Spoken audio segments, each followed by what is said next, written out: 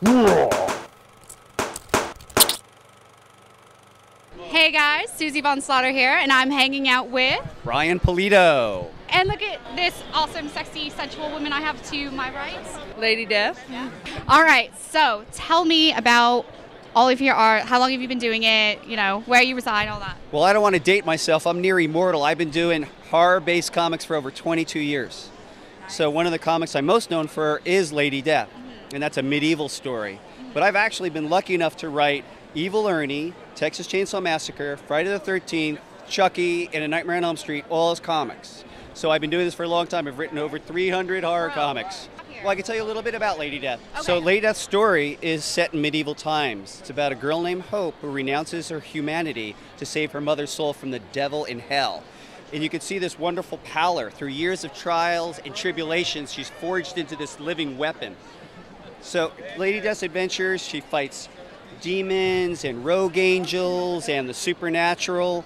And we're actually right here at Phoenix Comicon 2014. We're celebrating 20 years of Lady Death. So believe it or not, there's hundreds of adventures out. She's been in animated film. She's statues, action figures, trading card sets, all of it. Definitely. So just that character alone. Right, okay, so if you guys haven't heard about Lady Death, definitely something you need to check out. Right, I mean, living form right here. How could you not want to? Sexy woman, fighting battles. Sexy, pale, ass-kicking woman. My kind of lady. Yeah. I can relate. Yeah, all right. So where can people go to purchase some of your work that you have? Well, Lady Death is available and other things that I do in all comic shops across the globe, and sometimes in different languages. But if you'd like to get exclusive comics and prints, you can go to coffincomicsshop.com to get all your needs filled. Well, a new property we have is called La Muerta, and this is a modern-day revenge story. I liken it to a Chicano version of The Crow meets Death Wish.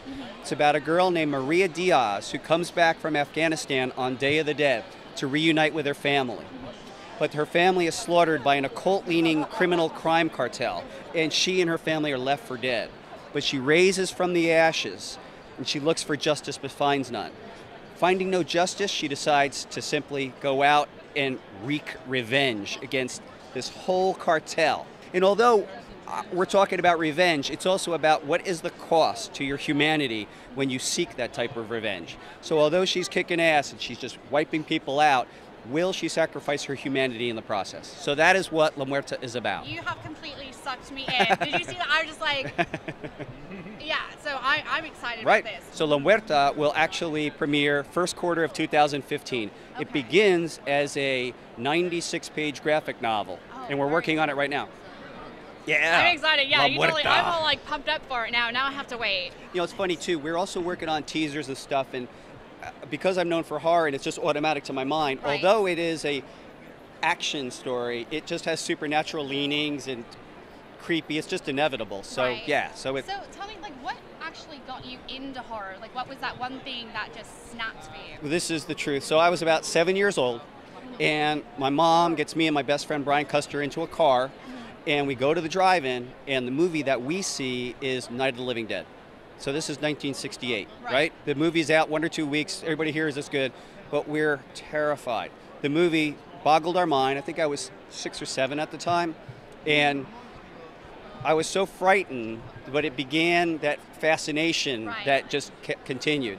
Then I guess I also have to admit that my mom loved horror films. So as early as 4 years old, my mom showed me movies like Hideous Sun Demon, Invisible Invaders, and a very distinct memory I have is being asleep. I'm maybe 4, and my mom knocking on the door.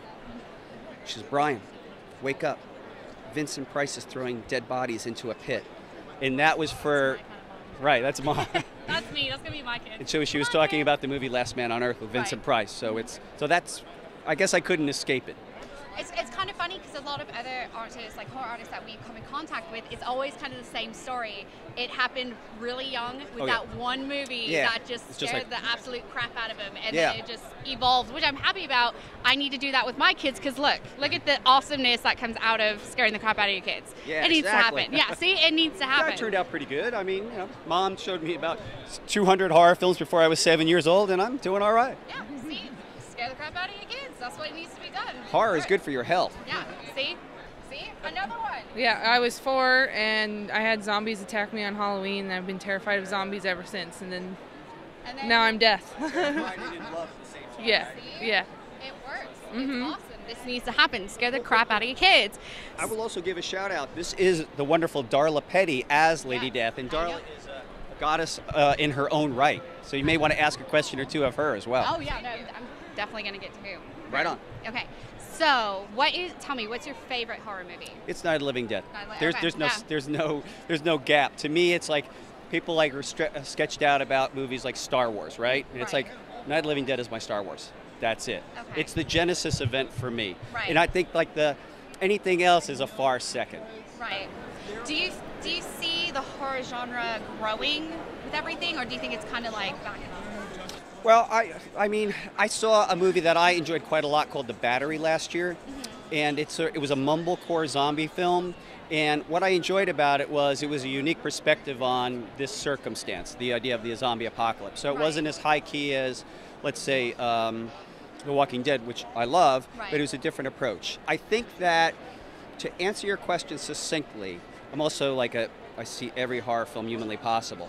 I do think we need a reinvention, and that occurs. And in times where things get kind of stuck a little bit, something does rise. But you usually have to always look to independence for that. You're never going to see a studio film really break out. Let's say Saw maybe, but I think we have to look back to independent horror filmmakers for what is next. Right. Well, okay, with that, is there anything that's coming out that you're actually looking forward to? You know, I'm not super informed. This may sound corny, but I just saw The Purge 2 days ago, and I didn't see it initially because people were describing it as a home invasion film. But I saw it, and I thought it was really subversive for a universal horror film, because the idea is the haves versus the have-nots, the idea that it's American to kill. I thought it was pretty wonderfully subversive for a very commercial horror film. So I'm still pondering. I'll probably watch it again because I was like, wow, this one really messes with your mind. Very cool. Okay, so again, picking up any of your art, where can we go? You can go to coffincomicsshop.com to get all kinds of Lady Death and Brian Pulido merchandise. All right. Remember that. Rewind if you have to. Get it. Go. Purchase. Thank you so much. The pleasure is mine. Thank you for the great question.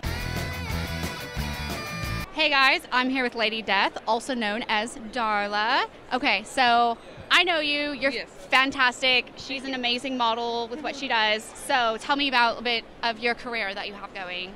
Oh, cosplay is just like a hobby for me, and it's like a family thing. So my dad gets involved, my mom gets involved.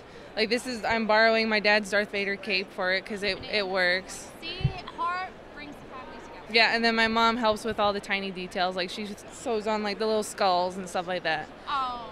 Yeah, and I've been dressing up since we've been making costumes since I was a baby. We don't go out and buy the costumes. We've always made the costumes. That's very cool.